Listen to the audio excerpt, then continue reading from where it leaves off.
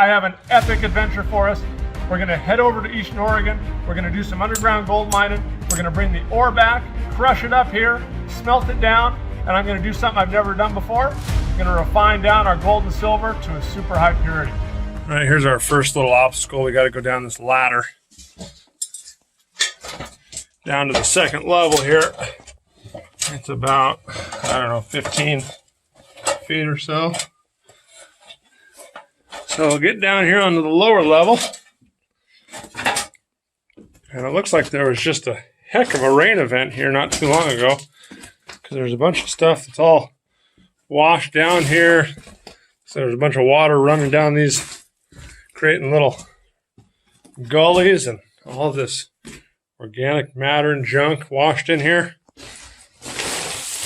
And then here right above us, if you look straight up, oh, there's daylight. So that's where the old miners went to the surface. But we're going to be working right up here. This was the really, really rich spot. And I've been looking and thinking about this since we were in here. And I don't know if it's going to show up very well, but there's the vein. It's striking more or less east-west up here on the wall, right there, running down that way is a fault. And it kind of offsets the vein right here. But there's where the vein comes back. And then there's a little hole up to the first level. And that's where we're going to be working. And more what I'm finding is where a vein and a fault intersect, or two veins intersect like that, it becomes very, very rich. And I don't know if that's where the original mineral fluids came up and then they squirted off in this vein, or if there was something happening there. But typically, when these veins are forming, if you get a change in pressure, temperature, or chemistry, oftentimes the minerals will fall out at that location. And what better place to do that than intersection of the fault? You can see there's some copper staining here. The owners told me that the copper staining is a really good indication of high grade. He's done a bunch of slab work on this stuff. Up here you can see there's very little copper staining. It's pretty much isolated to this side, the footwall side of the vein. Well, I'm disturbing all kinds of wildlife in here. There's a bat flying around. Let's see if it'll come back again. And then there's a pack rat sitting right there in that stall.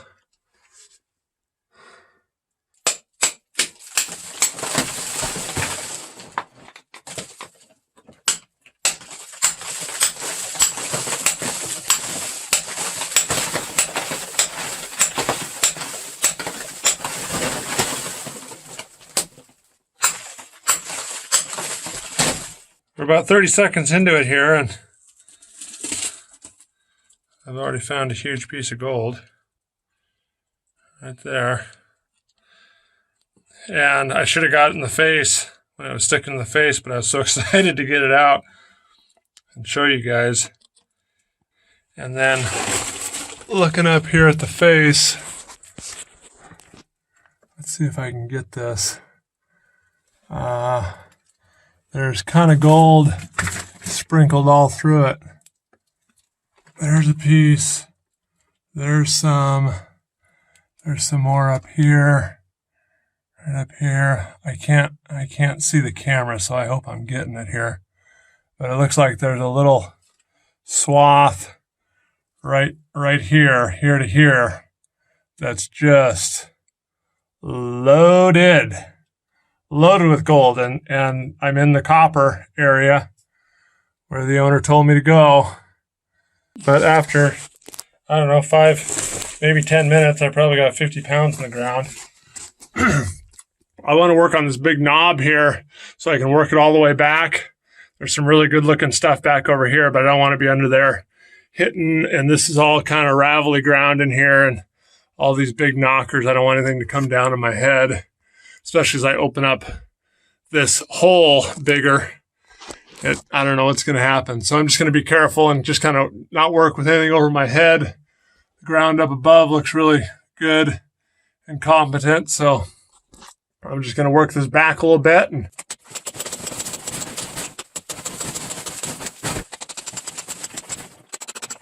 well, I've got quite a bit of vein knocked out of there now. And I'm going to work on getting this big donager right here out of there. I don't like that over my head. So I've got, this is the second tarp full. I'm going to put this in sacks. But a lot of nice looking stuff in there. I got a couple pieces. That's some nice gold on them. It all comes up this ladder. One sack at a time.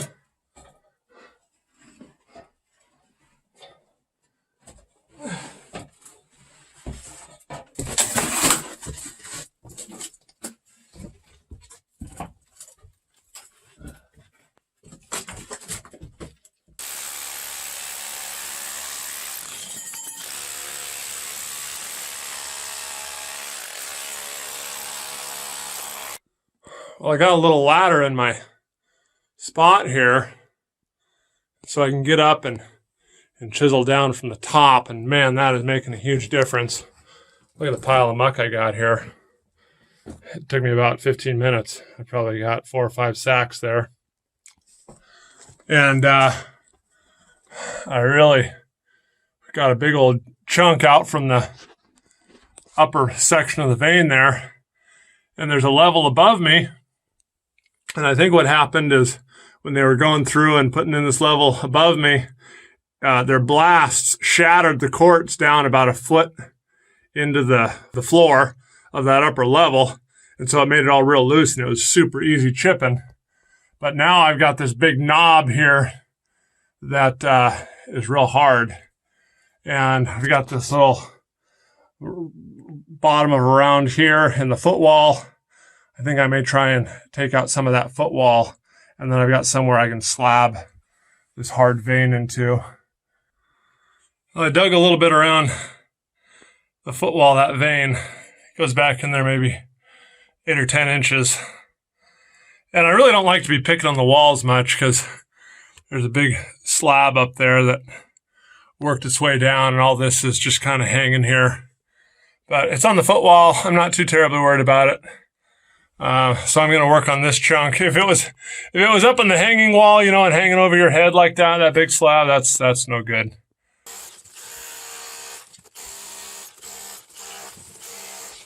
Well, it's still pretty hard. I've knocked a little bit off of there, but I'm going to try one of these feathering wedges, and there's kind of a natural little seam there. Dan Hurd introduced me to these. Thanks, Dan. He gave me a few as well. So I'm going to try and drill a hole right in here somewhere and put that wedge in like that and see if I can wedge this big old knob off this wall. I'm kind of perched on the ladder over a hole sideways into... Anyway, let's see if this works.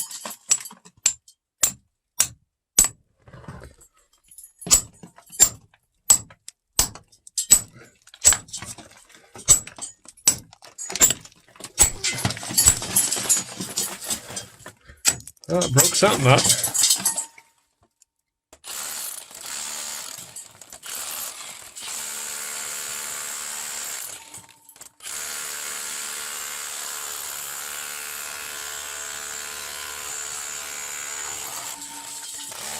Oh, yeah.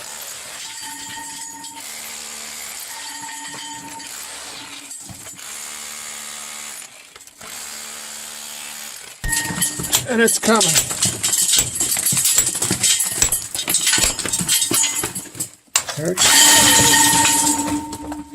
Nice. Well, there's our vein. Got that big old knob knocked off of there. Got a big old pile of muck here I got to bag up.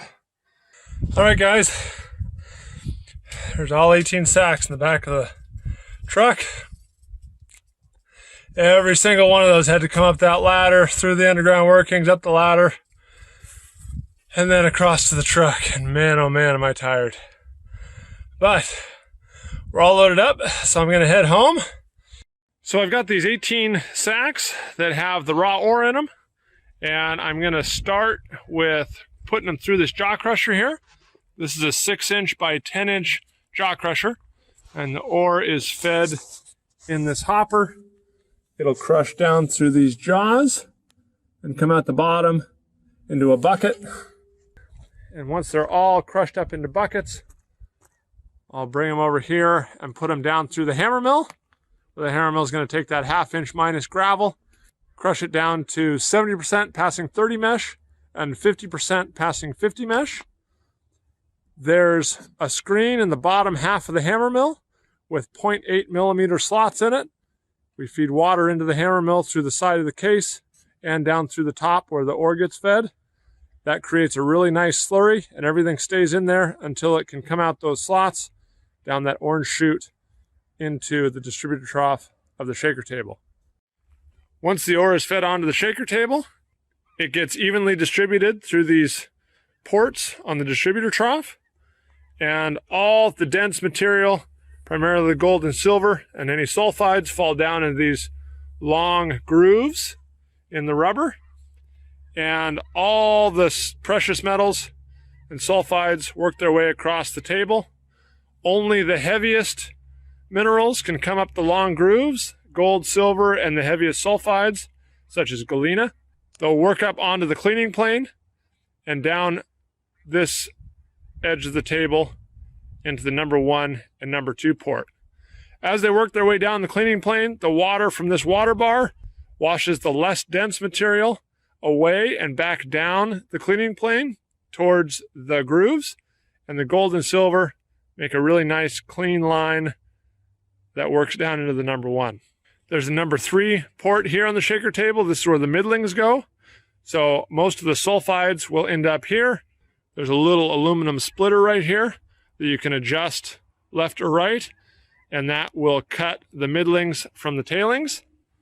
The tailings flow down this pipe into this buried tank, and the tailings and water settle out here, and the water is recycled and repumped back up to the system, to the hammermill and the shaker table for recycling.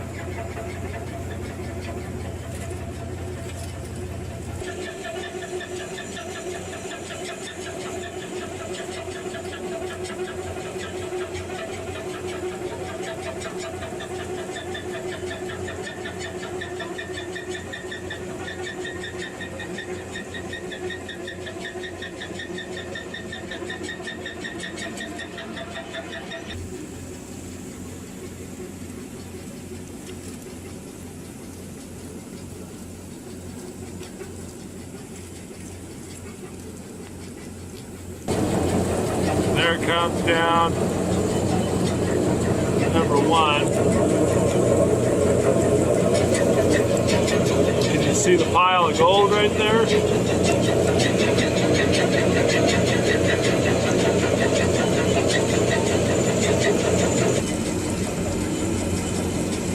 So there's going down to the number 1, and that gold just runs all the way up the table.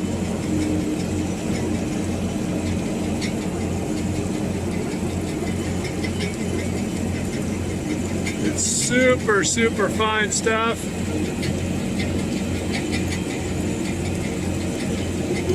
But we've got some nice gold. All right, guys, well, the shaker table's finishing up behind me. We're cleaning up and brushing down the table to get all the gold off. And while I'm thinking of it, I want to mention a few things. We assayed it. It assayed about 15 ounces a ton. There is not 7.5 ounces in that number one concentrate bucket. So I wanted to set expectations early that it's not going to be a 7.5 ounce pour at the end of this video. And the reason why that might be is there's a couple reasons. One is something called the nugget effect. When you assay for gold, if there's a super, super rich area in the vein and you get a little piece of that, it can throw off the whole assay and kind of skew your results to show way more gold than if you just go in and take the whole vein. So that might be part of it. The other part is, you saw the gold, hopefully in the video, it's super, super fine. We may have a liberation problem. I maybe only liberated 30%, 50%. I'm not really sure, but I've got a sample of the tailings coming out of the number 4 trough, and I'm going to get those assayed. Usually it takes a couple weeks, so if I don't have the results by the time I post this video, I'll put the results in the description below so you can check out the assay results of the tailings, and that'll tell us how much gold we didn't liberate from the rock because I didn't grind it fine enough. The hammer mill can only grind so fine, but I'm working on another machine here. Hopefully in the next 6 months, I'm going to show you how I'm going to grind all these tailings finer and release more gold. The other possibility is there could be some values locked up in the sulfides, not chemically, but sometimes you'll have little grains of gold that get grown around by a grain of pyrite or a grain of galena. So there might be quite a bit more value in our number 1 and number 2 cons than we can visually see, and that will come out with the smelting process. Well, let's get the table cleaned off. We'll get our number 1 and number 2 concentrates. We'll go smelt them down, and we'll see how much gold we have. All right, here's our number 1 concentrates. The jug weighs about 40 grams, 50 or so with the water, so 1,300 grams. And here's the number 2, which I don't think I can weigh on this scale. Oh, yeah. It's about 4 kilograms. So call it roughly 5 kilograms from 400 kilograms is 100 to 1 concentration ratio. 80, 85, somewhere in there. Well, here's a look at our gold.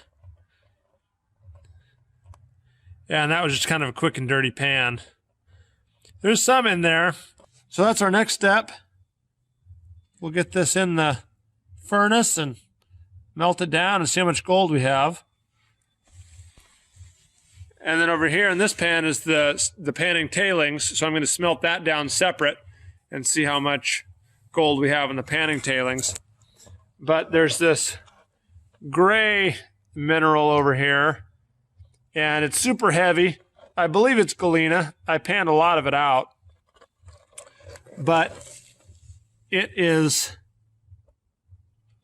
very hard to pan. And if we smelt it down and we get just a whole bunch of lead in our button, we'll know that's that lead, galena, lead sulfide. Well, what I've done here is I've panned down the number 1 cons down to a small amount. And the reason is I wanted to see if I can keep the free gold separate from the other number 1 concentrates. These are the panning tailings. And the idea is to see if most of the gold is in this stuff is free gold, or if there's a significant amount of gold left in the number 1 panning tailings. I tried to keep as much free gold out of this as possible. And so what we're going to do is smelt them both down separately. If there's a bunch of gold in here and hardly any in here, we're going to know that most of our gold in this ore is free, and I can just pan it out.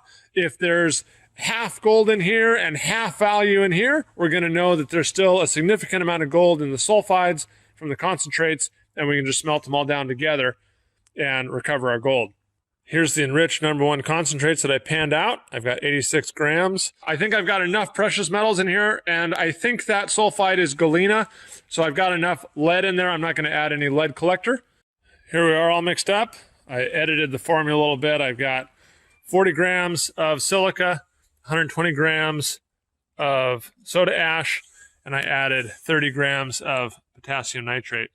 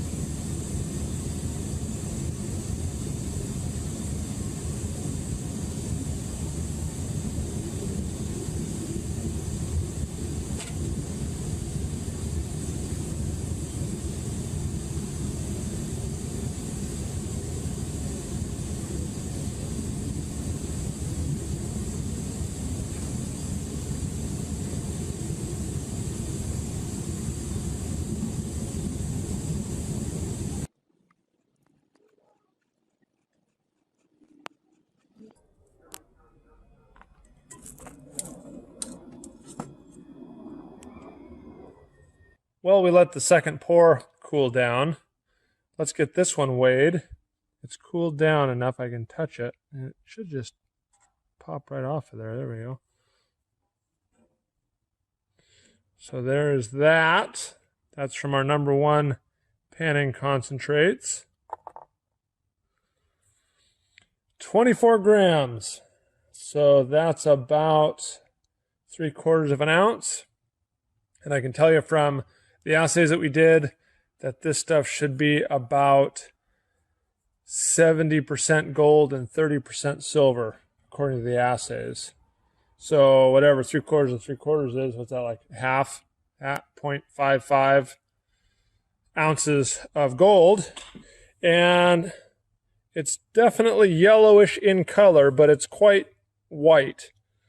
A very, very light brassy color.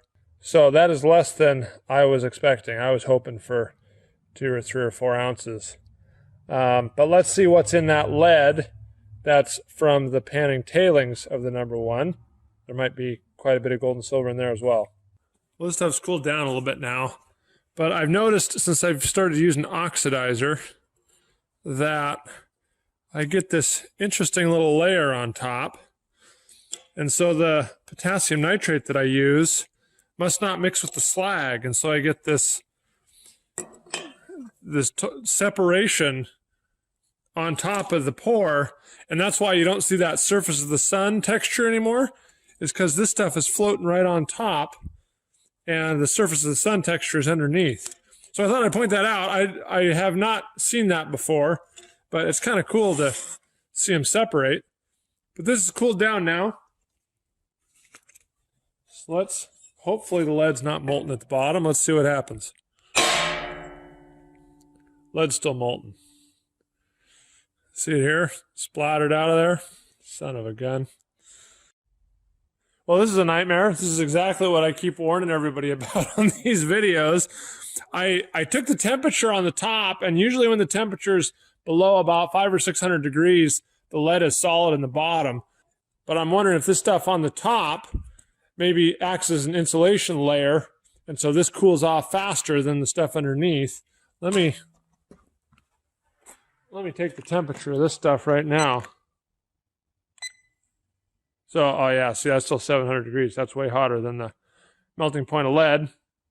So from now on, I gotta make sure I get this layer off the top so I can get an accurate reading on the temperature. Dang, what a mess. All right, well, the good news is we haven't lost anything. So I'll just collect all this lead here, this stuff here. I'll see if I can break off the slag once it cools down and try and recover the lead.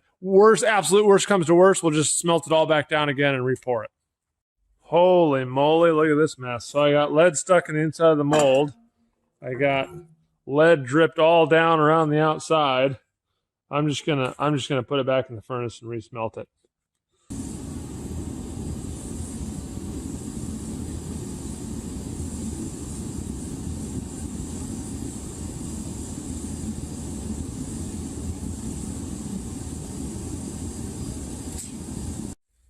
Well, I got upset with it after I poured it in the cone mold, so I just dunked her in water. It's just been soaking in water about 3 or 4 minutes, so everything should be nice and cold. There. That's what you're supposed to get, is a nice, solid lead chunk on the bottom. And there's our slag. No matte layer in there, so that's good. We got a nice uniform piece of lead. I did not add any lead in there, so that is all from the ore itself. Well, it's all cleaned up and it weighs 500 grams, so about half of the weight of the concentrates was lead. And all your gold and silver is going to be in here. It's actually a little bit hard when I pound on it. I pound it on a corner here somewhere.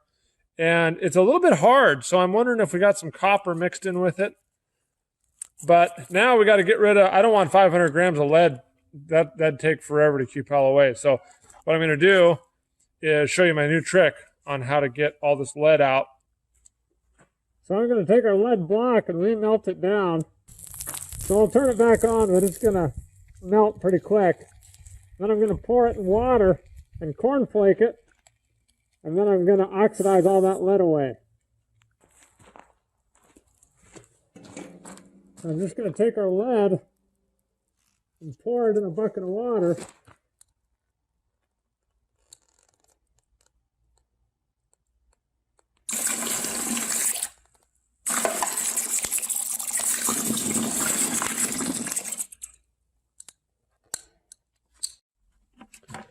Drain the water off, and there's what it looks like. So I'm going to bring all that out. I should have used deeper water because it's kind of clumped together. It still has a bunch of surface area, but kind of clumped, which isn't ideal, but we're going to go with it. So let's just scrape all this out into a bin here. And you can actually see, if you look close, it's kind of copper colored, some of it. So again, I think there's some copper in there. We'll get that in there. Keep the water out as best we can. Now what we're going to do, because we have a huge amount of surface area on the lead, I can add a bunch of oxidizer and oxidize away, or oxidize, the lead and the copper and the base metals, all the junk in there we don't want, and all the precious metals will collect at the bottom, and then we'll have a much smaller button to work with. We don't have to keep held 500 grams, we might have to keep held 50 or maybe 20. We'll see what we come up with. I've mixed up our metal. I have 500 grams of potassium nitrate, which is probably way too much, but I'm going to pour the coals to it and try and get all these big chunks oxidized. I've put in about 300 grams of borax, anhydrous borax, and about 100 grams of silica sand, and that's going to absorb all those oxides we're going to make, and hopefully we'll have a precious metal button at the end of our pour here.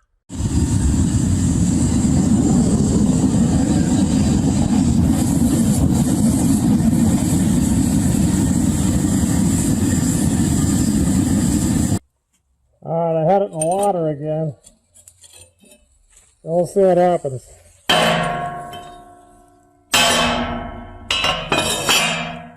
Oh, a bunch of junk.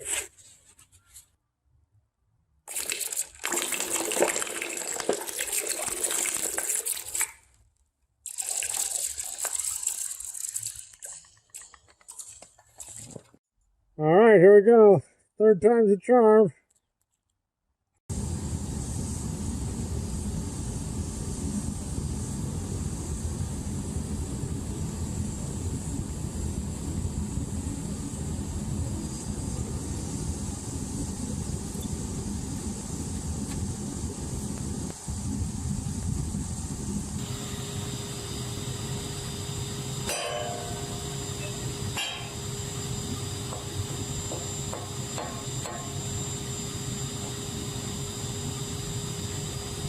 There's our button off the bottom of the second pour.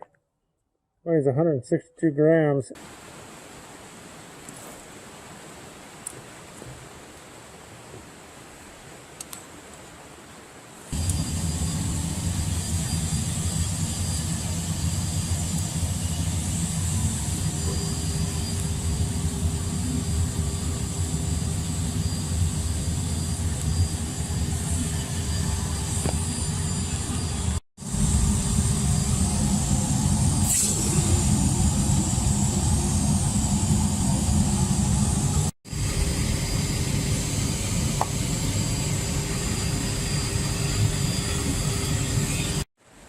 Alright, so there's 1,700 grams of the number 2 concentrates in there.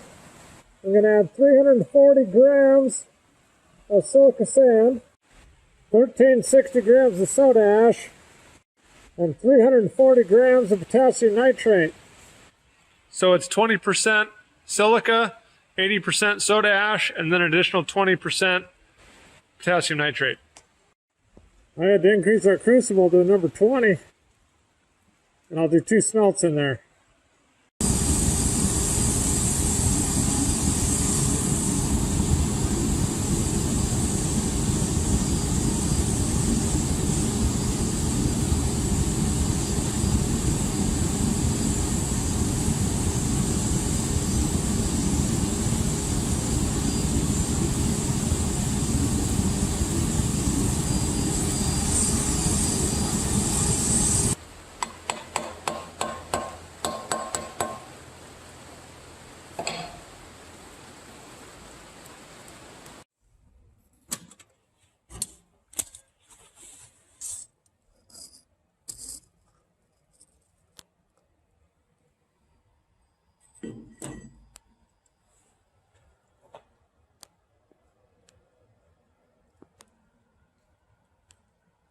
On this one, this is the number 2 concentrates, all the lead and everything.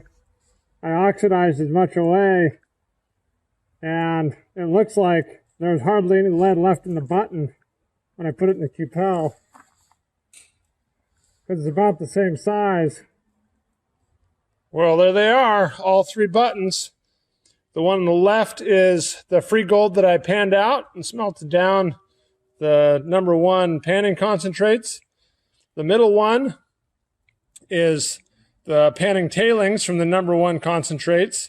And then this nasty looking thing over here on the right is the number 2 concentrates. And they vary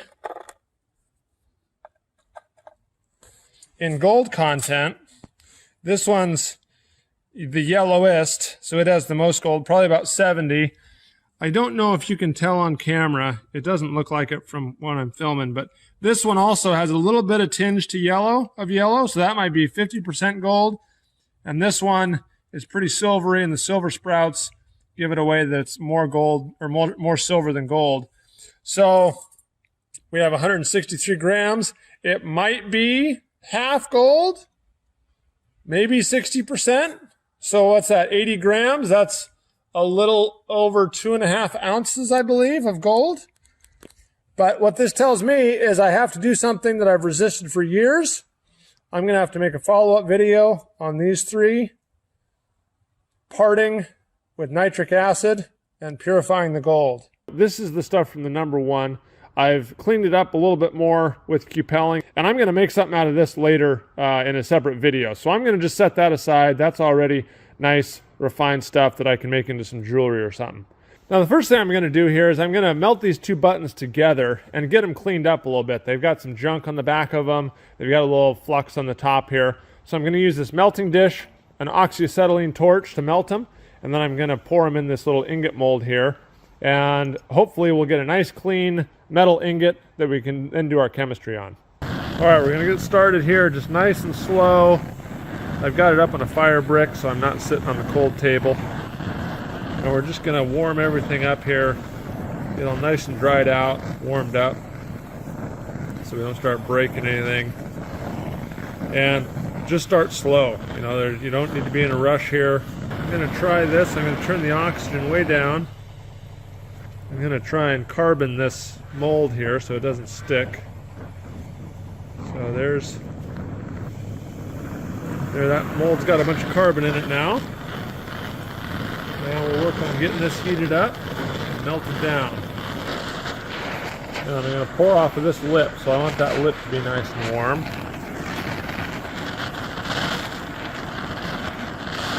Okay, here comes the moment of truth here. Whoa! Already almost a disaster.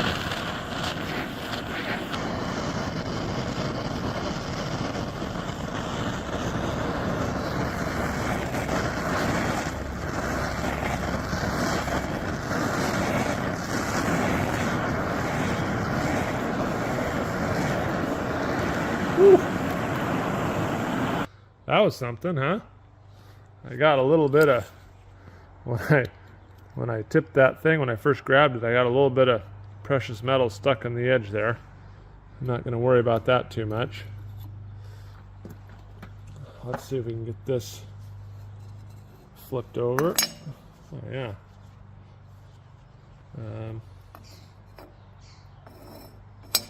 There we go. There's our bar. Here we go. Let me get my hot dog tongers here. There. Not bad. That worked out pretty good.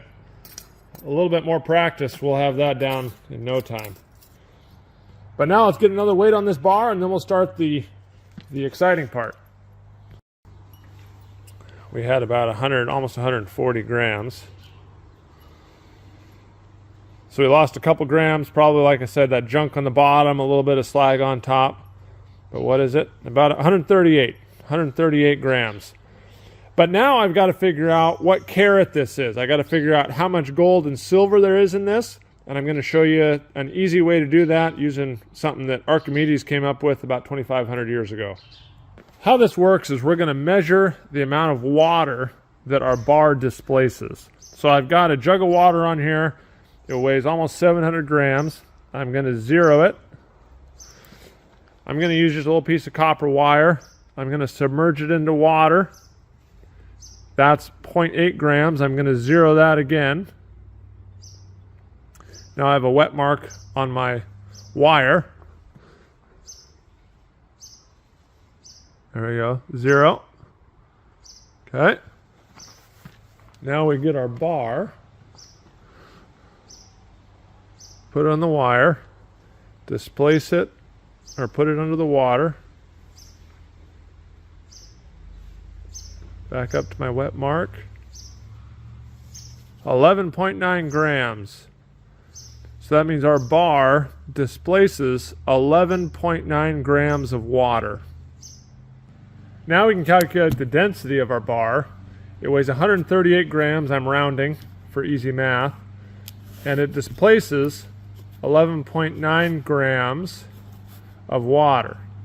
But here's the trick, because water is 1 gram per cubic centimeters, it also displaces 11.9 cubic centimeters of water. So I'm going to take away the grams part and replace it with cubic centimeters.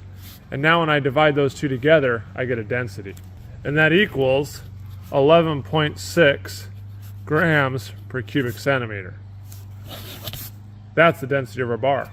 So now it gets a little bit more technical, but we want a 25% gold, 75% silver alloy. And the reason why I know that it's just gold and silver in here is it's gone through the cupelling process and all the base metals have been removed. The lead, the bismuth, the copper, all that stuff is gone. So we just have gold and silver. We want this ratio because our nitric acid needs to have access to enough silver to dissolve it all out of the alloy and leave just the gold sponge. So now we got to calculate the density of this. This is what we want. So you would take an imaginary bar that weighs 100 grams, 25 grams of gold and 75 grams of silver. You divide it by the density of each metal, which gives you a volume of the bar, of a 100 gram bar. You take the 100 gram weight of the bar, divide it by the volume of the bar, and an alloy of 25 gold, 75% silver has a density of 11.8 grams per cubic centimeter. We have 11.6, so we're almost perfectly right on the money there. I could add a little bit more gold to this to get it up to this 11.8, but I think we're close enough. We're just going to go with what we have. Okay, now what we're going to do is we're going to take our bar, I'm going to remelt it back down, pour it in this water over here, and cornflake it so we can get a bunch of surface area for our acid to work on.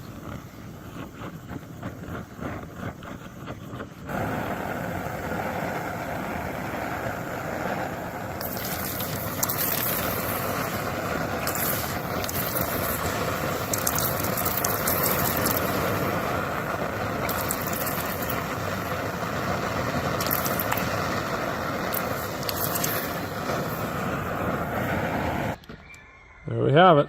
There's all our corn-flaked gold and silver. Let's get that decanted off and into a beaker. So before we go on to the next steps, I have to give a huge shout out to Sri Tips. He's another YouTuber. He has some amazing videos on precious metal refining with acids. Everything I'm about to do here and for the rest of the video, I learned from him. So check him out. I'll put a link to his channel in the description below. Now I'm going to get all of our alloy moved over to this beaker here. I'm going to add about 100 milliliters of water. Then I'm going to add about 100 milliliters of nitric acid and turn the hot plate on and we'll get this boiling. But there's going to be some nasty fumes coming off of there, so I'm going to go put my respirator on. There's our nitric acid. I just added a little over 100 milliliters and it immediately turned brown. Now I'm going to cover the beaker and we'll let that heat up and boil and the nitric will work on the silver. So we're really starting to boil now. The silver, or the alloy, has turned pretty much black. So it's working real good. I'll have to do this several times. Now I'm getting ready for when I pour off that nitric solution. It's going to have a whole ton of silver dissolved in it, and I'm going to pour it over copper because the copper is more reactive than the silver, and so it will displace the silver in the solution and the silver will come out. So I have about 164 grams of copper. That should be enough to displace the roughly 100 grams of silver we have in solution. Well, our first boil is pretty much complete. There's just a little bit of gas coming off, but not much. The solution is clear. Nice kind of reddish tan color. So now let me get it poured off and we'll do it again. Okay, let's see how this works here. So we'll take our cover off.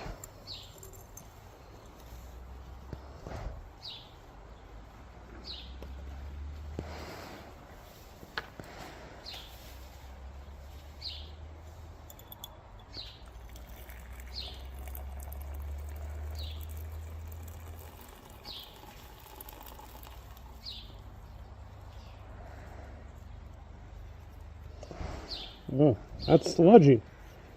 Kind of muddy.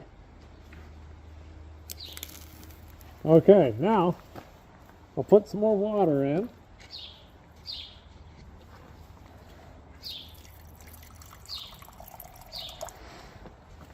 Some more nitric.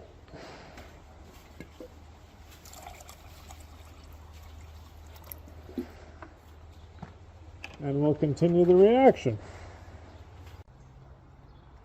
Okay, let's see what happens here. I have one little strand of copper wire. Let's see what happens when I put it in the solution. It starts to immediately foam. And that should start pulling the silver out of solution and replacing it with copper in solution. Add some more.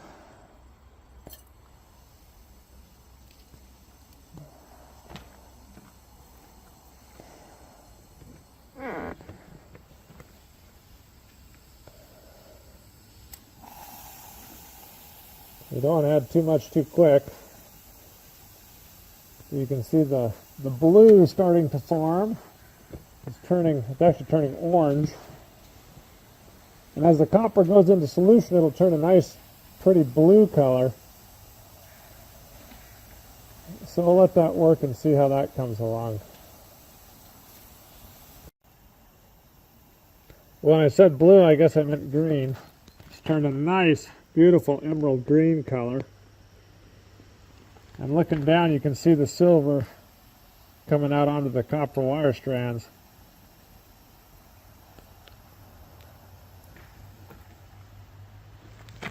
There's our second boil, much clearer than the first one.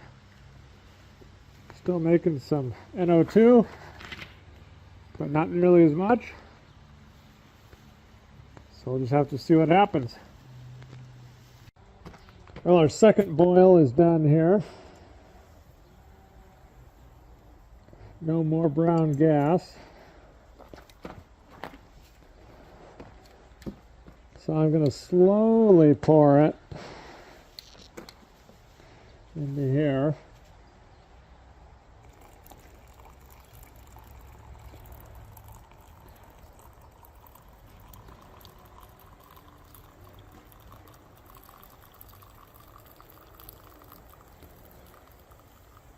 Now it's starting, uh-oh, went too fast. That's what I did not want to happen. Quite a bit of nitric in there.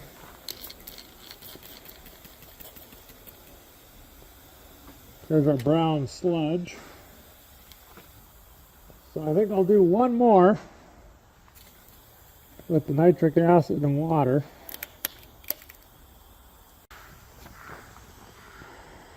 There's really no reaction at all for our third bath yet. I just put it in.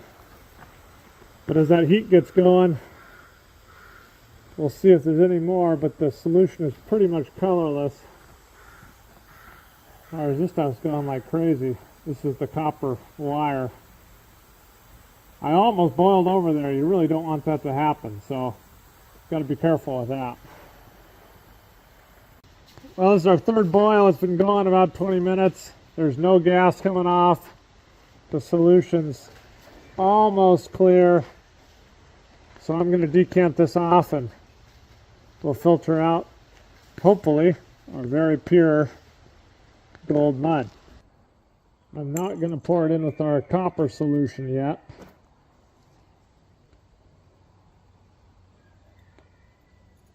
So I'll pour it into a clean beaker. Couple rinses here with clean water. Can anybody tell me why the solution is slightly yellow? Is that a little bit of iron contamination? I think silver nitrate's supposed to be clear. And then our, right over there, our copper solution is green. I thought for sure it was going to be blue. So let me know what you think on those two. Well, I have my funnel here with some filter paper. Hopefully this works. I'm going to try and get all of our gold powder down here on the filter paper.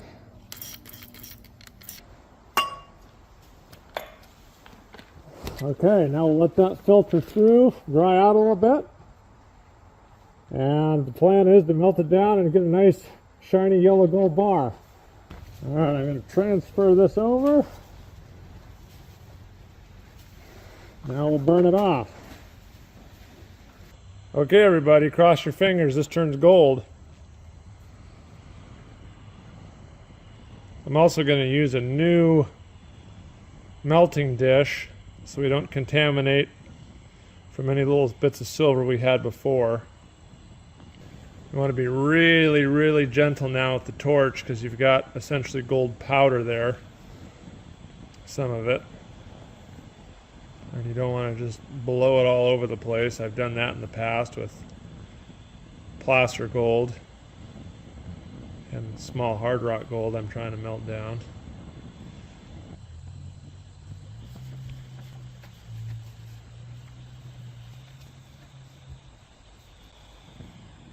Oh, look at there. Can you see it? I don't know if you can see it. It's turning bright yellow. We got to melt it down. I got to kind of do double duty here. I'm going to carbonize that mold.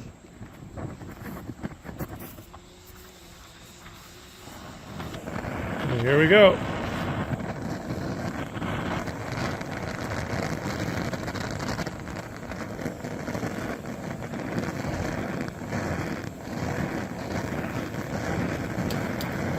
Whew. Okay, we got her poured.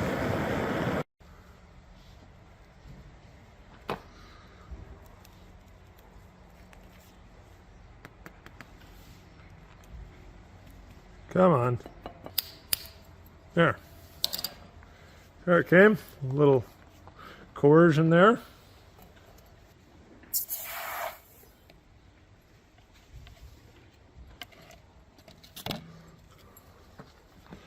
Dang, look at that. MBMM's first purified gold. Boy, it's just nice, shiny yellow. May not be the best surface appearance, but whew, it worked. That's so cool. I can't believe it worked. Oh, I can't believe it worked, but it worked so well the first time. Thank you, Sri Tips. Okay, the big moment of truth here. There should be, I think we figured right around 30 to 35 grams, right? 30 grams or so is what we're shooting for because we were a little bit under the 25% mark. So, what did we get?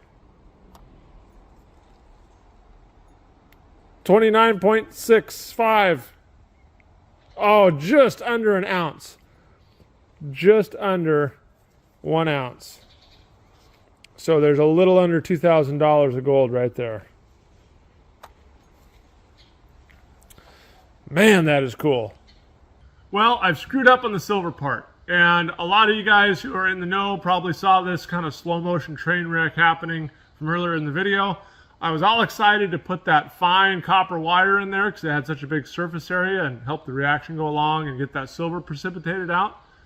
But what I didn't think of is now I got to remove the copper from the solution, and I have excess copper and it's all covered in silver, and there's probably some fine wires that got down into the sludge, the silver sludge, and there's still copper on them. So this is not the way to do this. So I'm gonna have to redo this part. So learn from my mistakes, but let's start this second process, and hopefully by the end of the video we'll end up with pretty pure silver. So let's see what we have here. Oh yeah, this is a mess here. I don't really know what the best way to deal with this is. For now, let's just put it in this container. I'm going to pull out as much copper as I can. Another interesting thing I found while doing some research is I had it backwards. 1 gram of copper will pull like 3.5 grams of silver out of solution. So I had way too much copper in here. But let me decant this off and again get as much copper out of there as I can. So I'm just going to pour the solution off. And this should be totally saturated now with copper. There shouldn't be any more silver in here. And we'll save this for processing later. Oh yeah, look at that. Look at that mess. Copper wire, some of it's plated with silver. Oh boy. What a mess. All right. Plan B. I think we're just going to dissolve it all in nitric and then just plate the silver out, I think is what we're going to do. So we've got to mix up some more nitric here. I'm going to use our spent nitric acid. Not really spent, but this was the last boil that I did previously. There's still lots of nitric in there. So I'm going to take this, pour it into there, and then we can use the active nitric in here for our first boil. All right, we'll let that work a little bit and check on it. We'll just do a quick filter of our solution here. There we go. There's a little bit in there. I'll wash down into the beaker on the hot plate. I've dissolved about as much copper and silver as I can in this solution. So let me pour off most of the solution. Now I'm going to add some water and some more nitric. Now I don't want to add too much nitric because I'll just waste it. So I'll add about 100 milliliters more water and about another 100 milliliters of nitric.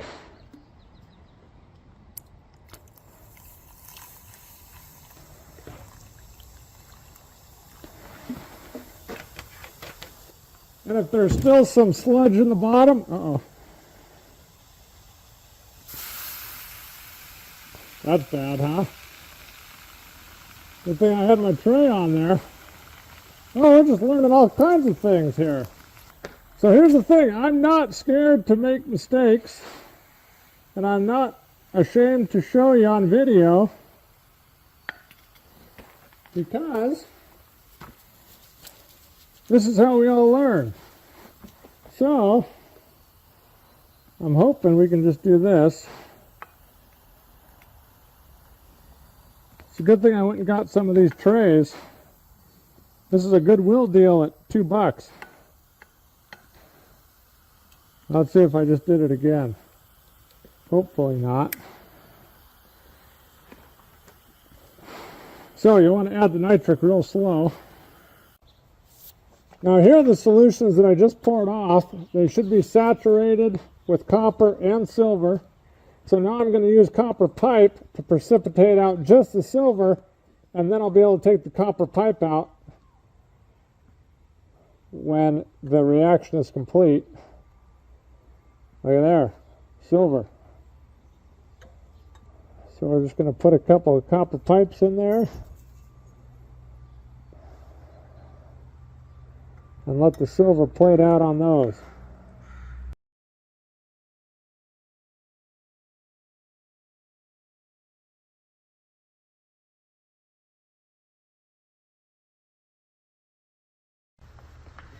Well, it might be hard to tell in the solution, but there's no more silver plating out on the copper.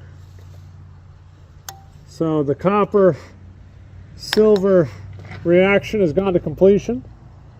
There's all our silver on the bottom.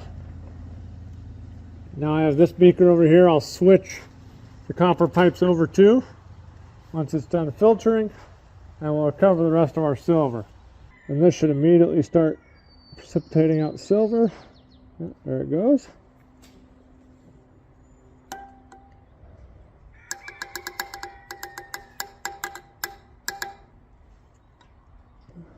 So we'll let that go to completion, and now I can filter the silver out through our funnel and filter paper again. I'm going to rinse this stuff with hot water a bunch of times. Get all that acid out of there. This is my last rinse with hot water, probably 6 or 7. Now the solution is more or less clear after the silver settles out. We're doing our final couple rinses here on our second batch of silver. Our first batch is pretty much settled out and washed. And I'm keeping all my copper nitrate filtered here in a bucket.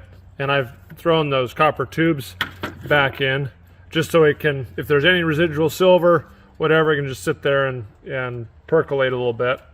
So that's where that's going. And here, once this is all rinsed up, we'll get it melted down and poured into a bar. We've got our silver in the filter now, and it's filtering out any last liquid. My buckets here are getting full of spent solution. And so once that gets filtered down and dried out some, we'll melt it in this little melting dish. Hopefully it's big enough. And then here are several different spent filter papers, and I'll deal with those again at a later date. I'm going to do this quite a bit different next time.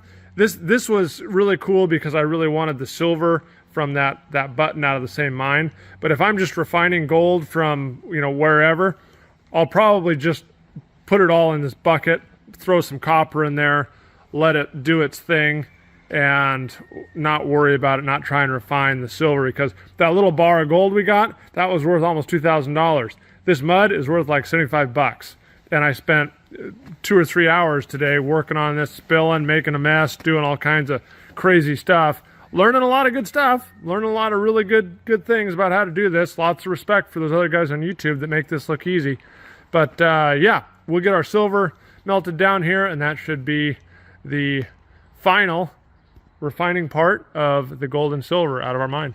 Well, I took a little scoop of the silver out of there, and it's still quite wet. So I'm going to try just a little bit. So let's see how this works here with just a little bit of wet mud, silver mud. I've added a little borax. And it looks like things are moving along here. Ooh, there wasn't much silver in that pile, was there?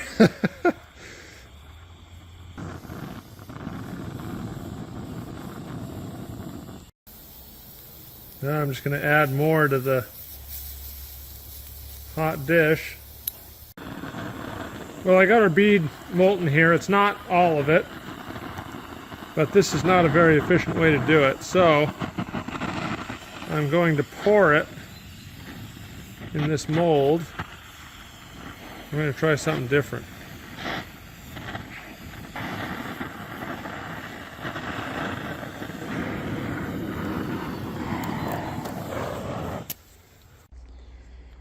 Well, that didn't work very well. There's just too much volume. My ingot looks like junk, so I'm actually concerned that there's some copper still in there. So when in doubt, I'm going to put it in the furnace and melt it. So that goes in there. I'm going to put some borax in there. I'm going to get the rest of this funnel stuff in there. Rest of that, filter paper and all, we'll just melt it all down into a button and pour it.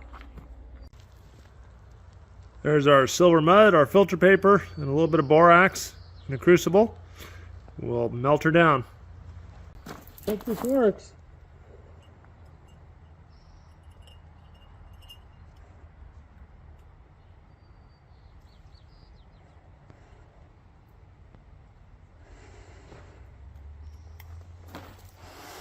Moment of truth here. Nice. Well, let's see if we can get that slag off. Huh. Why is it all copper colored? All right, we'll try again here. Let's see if we can get this thing going.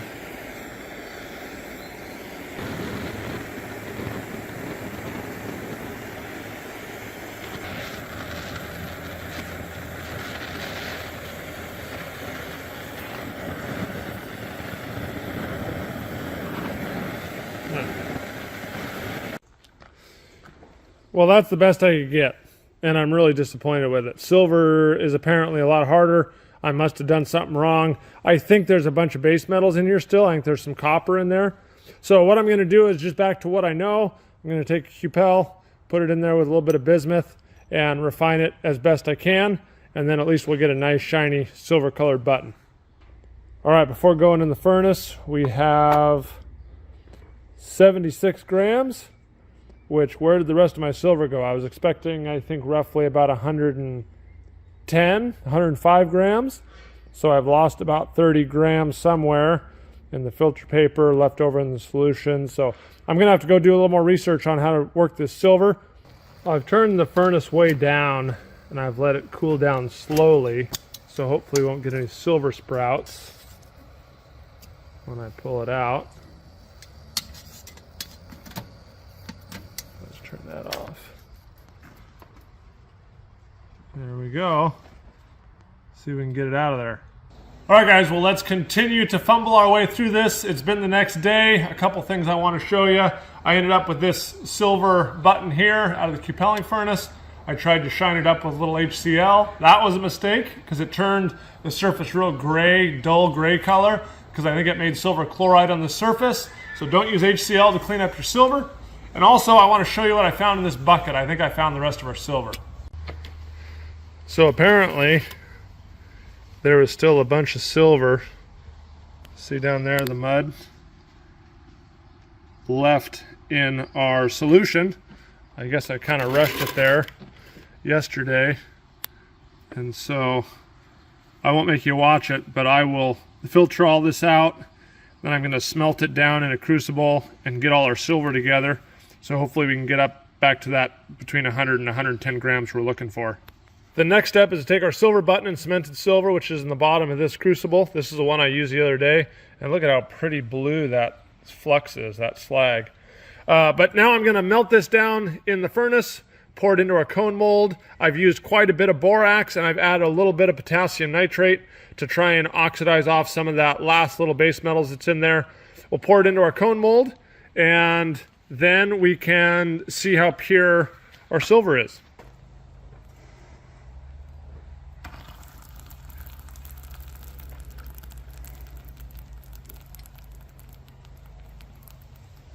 We're starting to cool and crack here, but I wanted to show you, I hope you can see there, that metal edge down there. You can actually see all the way through the slag and see the silver button in the bottom. So that is unusual for me. I usually have a bunch of iron and junk in the slag. And 2 also tells me we didn't have a whole lot of base metals that oxidized. So that's good. It should be pretty pure. There we go. That's all that junk on our silver there.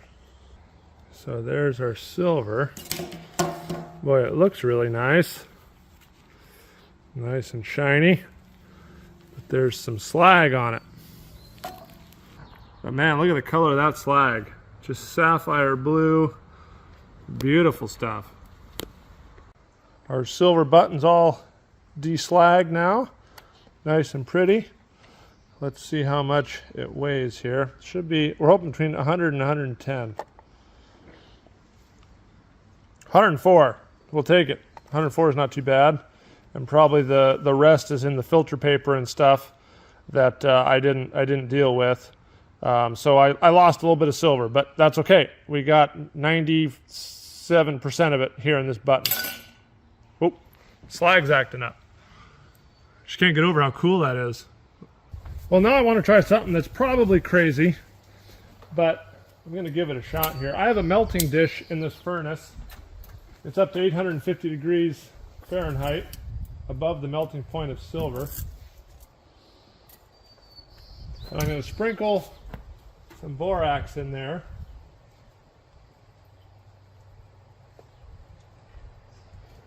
And then I'm going to put our silver in there and remelt it. And I'm going to, this should be pretty pure, 98, 99%, somewhere in there. But I want to try and I want to try to melt the silver again, have it sit in that dish, and any of the base metals that sit on the surface, they're going to oxidize just like they do in a cupel, but the melting dish doesn't absorb the oxides, but hopefully there will be a little ring of borax right around the edge of the metal interface and the melting dish, and those we only have a percent, so 1 gram, and hopefully those oxides will absorb into that borax ring, and then we'll have a really nice super high purity silver button. I can control the temperature really, really well, so once it's molten and super pure, I can turn it down to about 1600, 1650 degrees, let it cool. There won't be any silver sprouts because I've let it cool very slowly, and we'll have a nice, super, hopefully perfect, round silver button. Let's see if I can do this here. What do we got going on? Okay, so our silver's melting. See all those little raindrops down there? That's going into the borax, so that's good. We're purifying as we melt. That's actually exactly what I wanted to happen. All right, another check here. Oh man, that is working so good. All those oxides are getting absorbed into that ring of borax.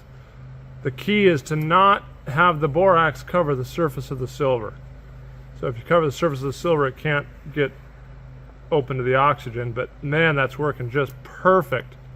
Refining away there. All right, last check. Look at that, a perfect mirror finish on there.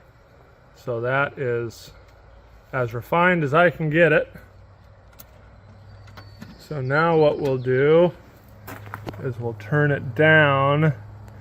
Silver melts about 760 something degrees, 1760.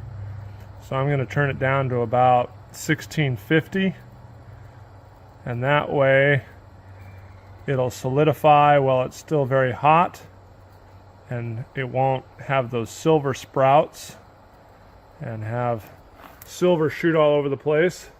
So we'll check back on that in a little bit. It's going to take a while to cool down, and I want it to cool down and solidify, so it'll be half an hour or so, but we'll check back on that. Then I'll pull it out, and hopefully we'll have super high purity silver. All right, we'll have a look here. It's been here about an hour. Ooh, silver sprouts. Oh, dang.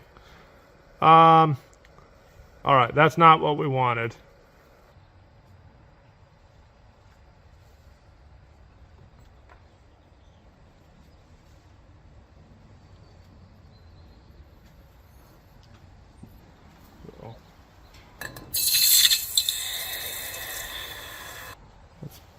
Pretty nice in color. Get a little bit of that flux cleaned off of there, and might have a winner. Well, that works so well with the silver, but I think I'm going to do it with the gold as well. I got a separate melting dish, a little bit of borax in there. I'll see if there's any leftover impurities in the gold. The gold will be a lot easier because we don't have the silver sprout problem. So I'll heat that up to about 2050 degrees, melt the gold, see if we can get any oxides forming, and then I'll just let it cool down slowly and hopefully pull it out of there as a nice little round button with a good finish on the surface. I'm going to try and clean up this silver bar a little bit. And there's been some debate online about what the best one is to use. Sulfuric is supposed to work well, but it'll dissolve some of the silver. Apparently oxalic acid will also work. So I'm going to add just a little bit of oxalic acid here. And that should dissolve any of the borax, any of the flux that's on there. It's on the heating pad. We'll heat it up and see what we come up with. Here's a peek at our gold. Beautiful mirror finish on there. So all the oxides are off. There was very little, actually. I checked a couple times and there wasn't any beads coming off of there hardly at all. So it was quite pure from the beginning. So I'm going to turn it down to about 1800. That should leave the borax molten and the gold solidified. Then I can pluck it out of there and cool it off in some water.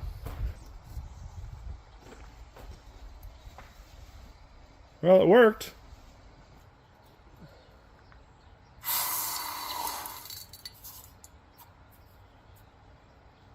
Ooh, got it.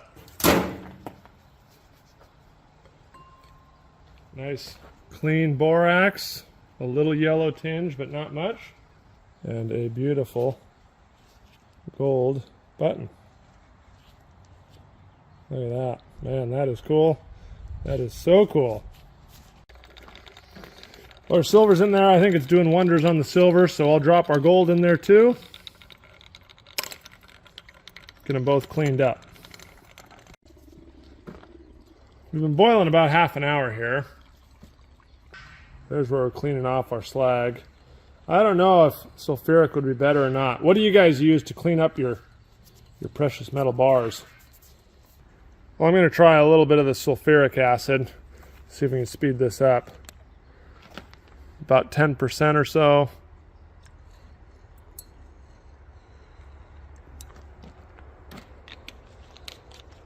See how that goes. We might lose a little bit of silver, but hopefully we get a nice shiny surface. The sulfuric did the job. I'm still not real happy with it, but it's got all the slag off and shined it up real nice. So let's see how much our silver weighs. I think we had 104, I think, 104 grams. So that's pretty darn close to 104, 103.71. Again, we probably lost a little bit with the filter paper and stuff. I didn't process that, so we lost a couple, 3 or 4, 5 grams there. And then for our gold, I think it was 29.65 or something. So we lost 400ths of a gram by resmelting it down and cleaning it up. Now, let me take them over to the XRF gun and figure out what percent purity we have.